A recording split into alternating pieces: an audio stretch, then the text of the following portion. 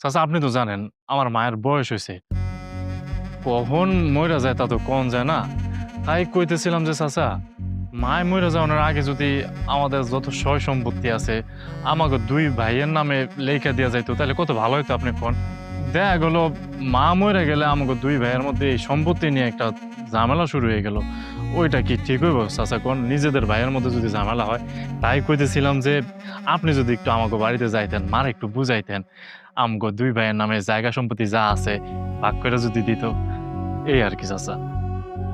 কথাটা তুমি ঠিকই কইছো ভাতিজা।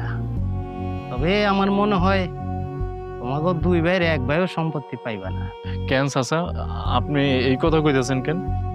দেখো ভাতিজা, কেন কইতেছি এটা তুমি ভালো করেই জানো। তোমরা দুইটা ভাই, আরে তোমরা দুইটা ভাই থাকতে তোমার মায়ের দারোয়ানের কাম করে ভাত খায়। আর তোমার বড় ভাই